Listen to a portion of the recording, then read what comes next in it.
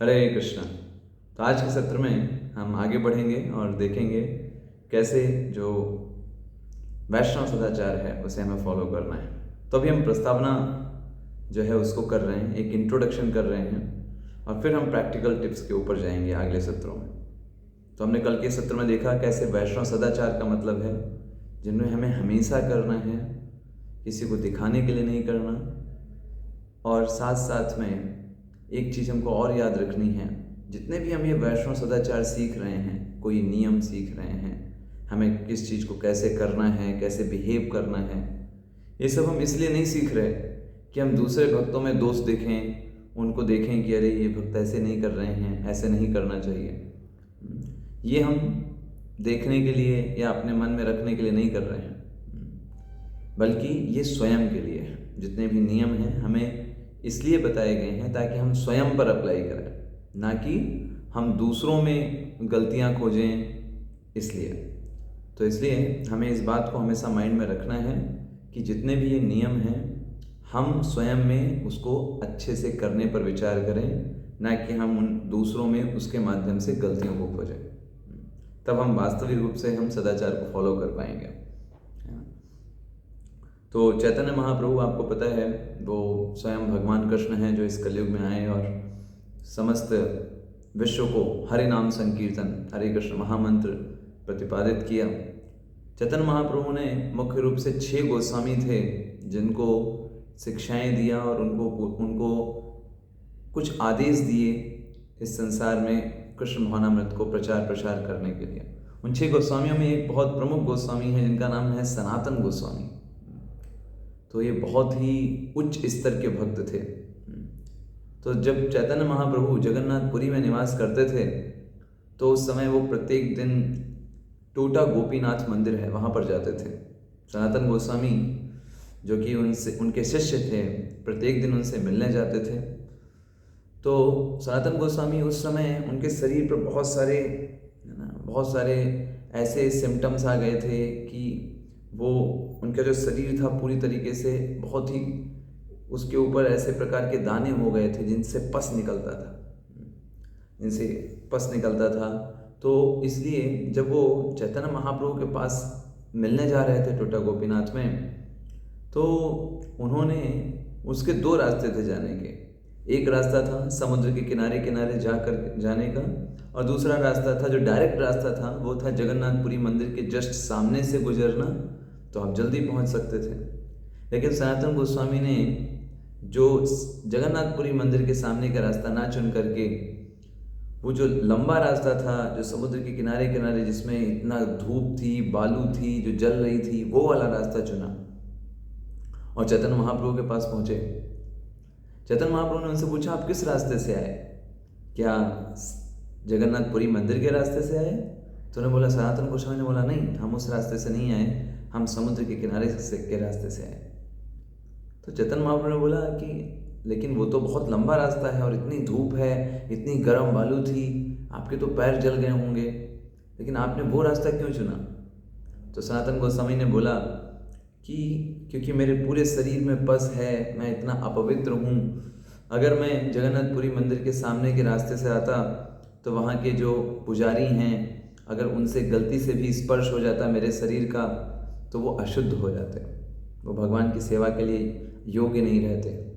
ऐसा जब चैतन्य महाप्रभु ने सनातन गोस्वामी के मुख से सुना तो वो बहुत प्रसन्न हुए कि देखिए कितना अच्छा आचरण सनातन गोस्वामी के द्वारा प्रदर्शित किया गया।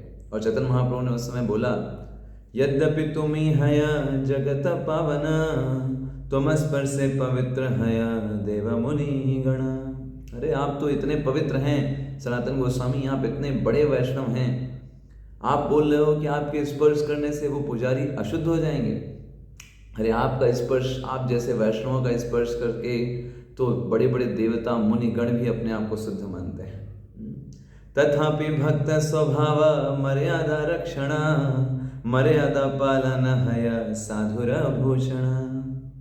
और इसलिए चैतन्य महाप्रभु आगे कहते हैं, लेकिन फिर भी आप इतने पवित्र हैं कि देवता मुनि गण ये सब आपको स्पर्श करना चाहते हैं, है ना, आपसे कृपा याचना करना चाहते हैं, लेकिन फिर भी आप मर्यादा का रक्षण करने के लिए, ये बताने के लिए, ये सिखाने के लिए कि कैसे एक वैष्णव को रहना चाहिए, आप मर्यादा का रक्षण कर रहे हो, है ना। और आप समुद्र के रास्ते से आए, आपने मर्यादा का रक्षण किया कि नहीं, पुजारी को तकलीफ नहीं होनी चाहिए मेरी वजह से।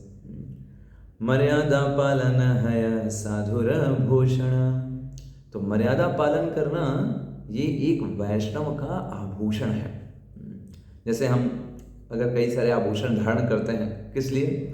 उससे हम आकर्षित दिखते हैं, है ना। आभूषणों से हम आकर्षित दिखते हैं। ऐसे ही भगवान की नज़र में अगर हमको आकर्षित बनना है, हमको अच्छा दिखना है, तो उसके लिए क्या आभूषण है? मर्यादा पालन।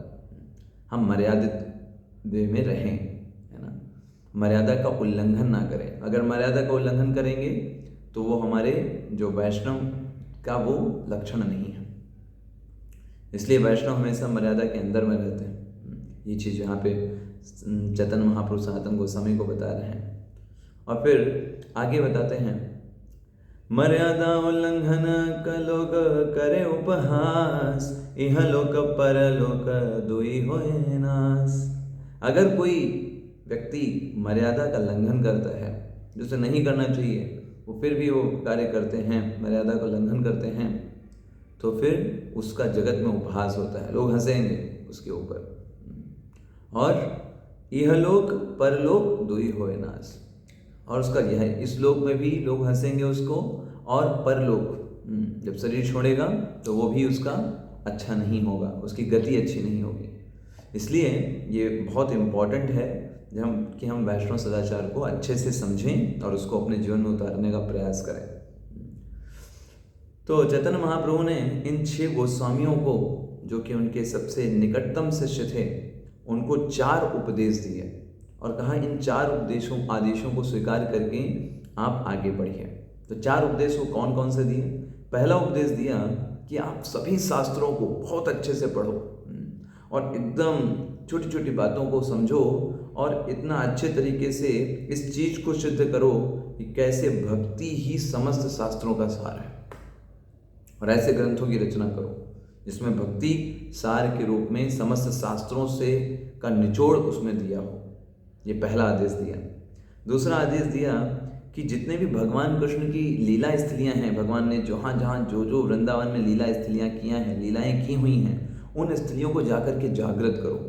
सब लुप्त हो गई थी कलयुग के प्रभाव के कारण, कोई नहीं जानता था भगवान की कौन सी लीला कहाँ पर हुई है। तो दूसरा आदेश दिया कि आप उन लीला स्थलियों को जागृत करिए, ताकि जब समस्त विश्व के लोग आएंगे तो वहाँ पर वो उन भगवान की लीला स्थलियों का दर्शन कर सकें। तीसरा आदेश दिया चैतन्य महाप्रभु ने इन 6 गोस्वामियों को, कहा कि भगवान के सुंदर मंदिरों का निर्माण करिए वृंदावन में जा करके। और हम देख सकते हैं आज वृंदावन में जितने सुंदर सुंदर मंदिर हैं वो सारे गोस्वामियों के द्वारा ही निर्मित हैं, चाहे वो राधा रमण मंदिर हो, राधा दामोदर मंदिर हो, राधा श्याम सुंदर मंदिर हो, है ना। ये सारे मंदिर गोस्वामियों ने निर्माण किए, उन्होंने बनाए चैतन्य महाप्रभु के आदेश से, है ना। और चौथा आदेश दिया चैतन्य महाप्रभु ने कि आप स्वयं के आचरण से, अपने व्यवहार से लोगों को ये सिखाइए कि कैसे एक वैष्णव का आचरण होता है, कैसे किन किन परिस्थितियों में एक वैष्णव को किस प्रकार से आचरण करना चाहिए। ये चैतन्य महाप्रभु के 4 आदेश जो इन 6 गोस्वामियों को उन्होंने बताए। तो इनमें से हम देखेंगे जो चौथा चैतन्य महाप्रभु का आदेश है कि आप वैष्णव आचरण सिखाइए, कैसे एक वैष्णव को आचरण करना चाहिए समाज में। तो ये भी हम अभी सीखने वाले हैं आगे। मुख्य रूप से ऐसा कहा जाता है कि वैष्णव को 2 प्रमुख आचरण हैं जो उनको करने हैं और बाकी चीज़ें उन्हीं को फैसिलिटेट करने के लिए। तो 2 प्रमुख आचरण जो हम वैष्णवों को हमेशा करना है और उस पर फोकस रखना है, वो है भगवान के नामों का जप और दूसरा भक्तों का संग। ये 2 वो प्रमुख आचरण हैं जिनको हमको तीव्रता देने के लिए, जिनमें वृद्धि करने के लिए हम बाकी के नियमों का पालन करते हैं। ये मुख्य रूप से। कभी कभी लोग सोचते हैं कि भक्ति अलग चीज़ है और वैष्णव सदाचार या नियमों का पालन करना ये दूसरी चीज़ है, लेकिन ऐसा सोचना गलत है। वास्तव में वैष्णव सदाचार और भक्ति दोनों एक ही हैं।